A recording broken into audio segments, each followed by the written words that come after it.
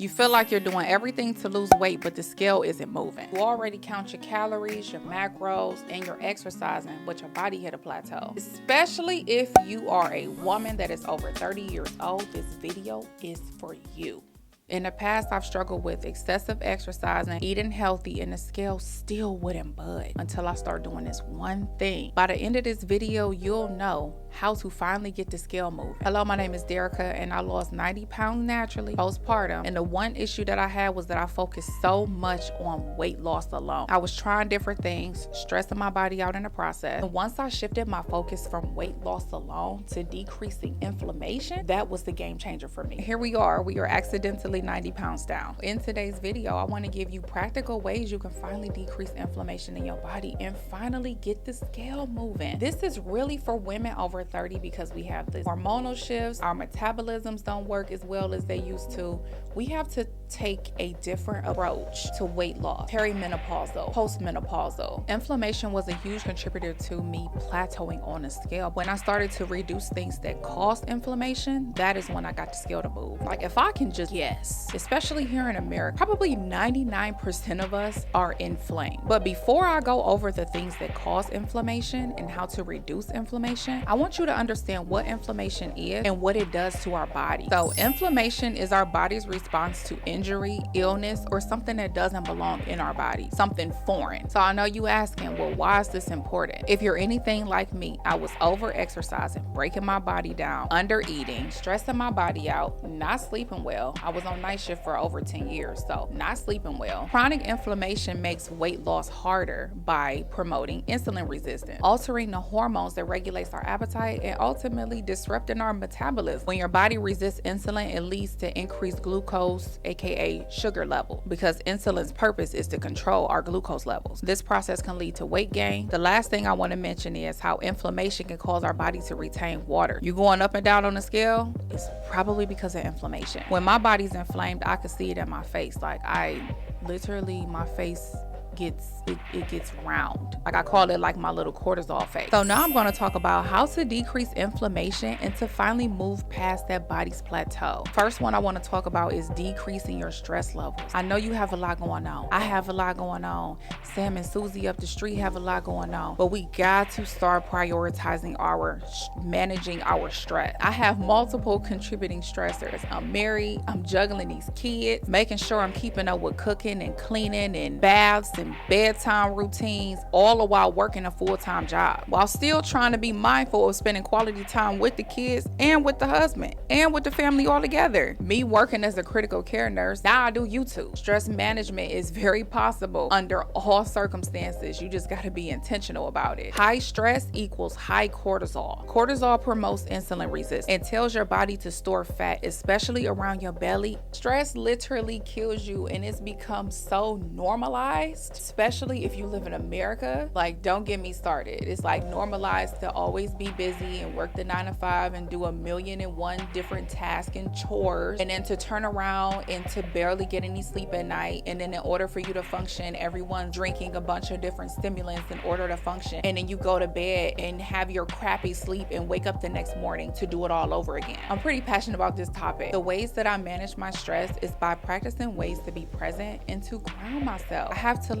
get out of my head. It'd be too much going on up here. So I read books, meditate, journal, and I'm doing that times 10 right now. I'm being very intentional about doing these things right now. Even if I can only focus on my breathing for a few minutes, I make time for that. So what meditation and breath work does is it helps to activate your parasympathetic nervous system. It removes your body from being in fight or flight, like you're in rest and digest mode. I also go for walks. Y'all know I love my walks, my little gratitude walk, and even strength training help to decrease my stress levels. I also creating helps me to remove myself from being in my head and being present with the task that's in front of me. Just trial it out, trial and error. Find different ways to eliminate your stress levels. Again, going for a walk, going outside, putting your feet in the grass, just being grateful. Practicing gratitude every day is a really great way to, one, just make you feel significantly better, and two, to decrease, I almost said discriminate I don't even know where that came from. To decrease your stress level. And how I squeeze all of these things in is as soon as I wake up in the morning, I practice gratitude, I meditate, journal, and read. And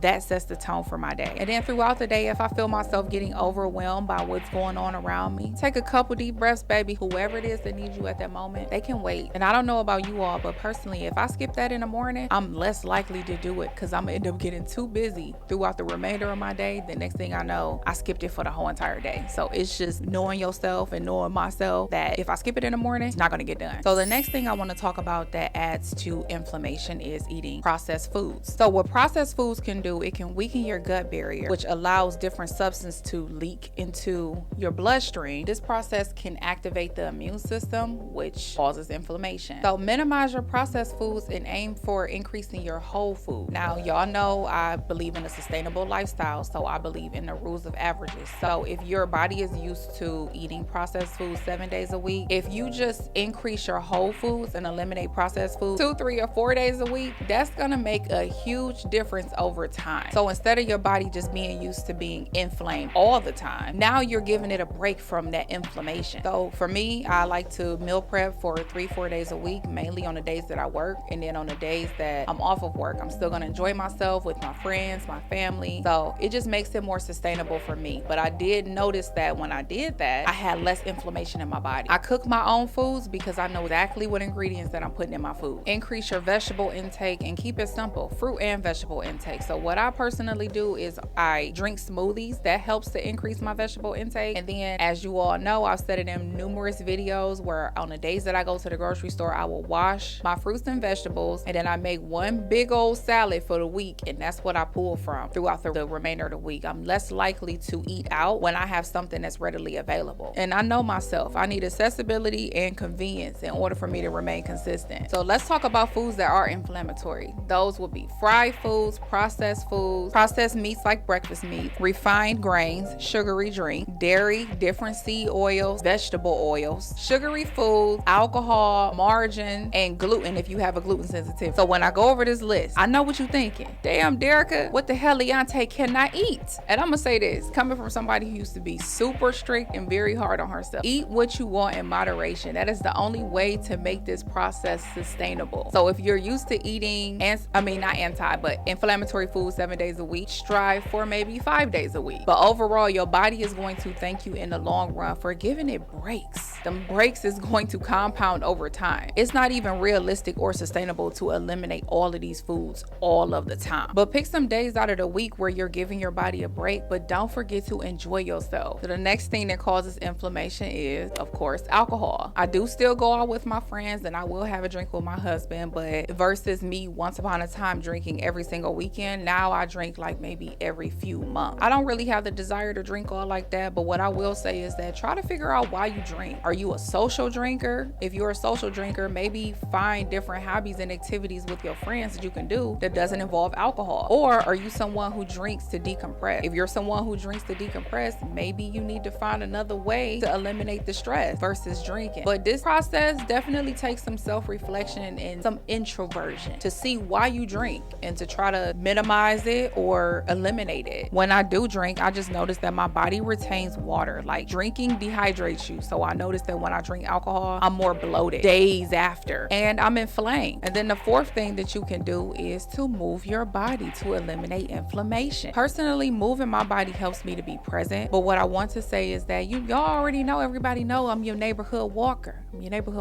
Walking helps eliminate stress. It helps me to be present. And these things help with inflammation. Walking helps boost my mood. It helps me to go from living a sedentary lifestyle to a more active lifestyle. Walking lowers your cholesterol levels, your blood pressure. Walking helps give you some good old quality sleep. Walk. Even if I only have 15 minutes out of my day to walk, I do that walk and it does my body so much good versus if I wasn't moving my body at all. I read somewhere that walking releases anti-inflammatory cytokines from the muscles, which lowers the inflammation markers in the body, aka walking decreases inflammation. And then the last habit I'm gonna talk about is sleep quality. Y'all, we at our big ages need to start prioritizing sleep. There are a few things that I noticed that affects my sleep quality. One of them is alcohol. Alcohol affects your REM sleep. So when you drink, personally, when I drink, the next day I feel groggy. I feel like I need naps. Like I don't feel rested at all the next day after I drink alcohol. Another thing that affects our sleep, or that affects my sleep, is scrolling on my phone. Doom scrolling. That blue light screen causes your body to think that it's daytime. So it's harder to go to bed. It messes up your circadian rhythm. Another thing that affects my sleep quality is watching a scary movie or a movie that's new that I haven't seen before. That gets my mind racing before I go to sleep. Another thing that affects my sleep quality is being anxious or having racing and repetitive thoughts before I go to bed, because that alone is keeping me stimulated before I go to bed. Same thing when it comes to being on social media and when it comes to watching movies. These things can get my mind. I'll go down a rabbit hole. I don't know about y'all, but I go down a rabbit hole. The next thing I know, it's 10 o'clock. Then it's 11 o'clock. Then it's 12 o'clock. And I just never go to bed because my mind is just going. I don't need to say everything that's going on in the world. I would suggest for you to create a solid bedtime routine. And what that may look like is getting the kids ready for bed. And then after that, you read, journal, meditate, just doing things that calms your mind. Running you a bath, put some Epsom salt in your bath water, listening to some soothing, calming music, light candle. You just want to decompress and relax before you go to bed. Your sleep quality is going to be top tier. I kid you not. Put your phone in another room, or you can put like the D&D, the do not disturb. You can actually monitor or set your phone up to where it cuts off after a certain time, or you can't get any notifications after a certain time. Personally, for me, I don't have any social media notifications. Like, I don't care to get a notification. I'll just see it when I go on that particular social media platform. I speak a lot about how I like to get up at 5 o'clock in the morning, and a part of me being able to do that and to actually feel rested when I do that is me going to bed and having a solid bedtime routine so that my body is fully rested. I'm getting that deep quality sleep. Some parts of this process will take some self-reflection, but if you start slowly and change some of the things that I listed in this video, you are bound to move past that plateau. Once I shifted the focus from weight loss to inflammation, I didn't have to work as hard anymore. I noticed that my body started to lose weight with ease. Like this video if this information resonates with you. Comment down below one thing you plan to change that causes your body inflammation. As y'all know, we all going into this winter arc challenge, and I would love for you to maybe add some of these things on your habit tracker that can help your body decrease inflammation, and you finally, during the season where everybody should technically because of the holiday season, be gaining weight, you gonna be losing it, pulling up to not the cookout, but pulling up to the holiday festivities looking like a dime. As always, I'ma see y'all again soon. Hey.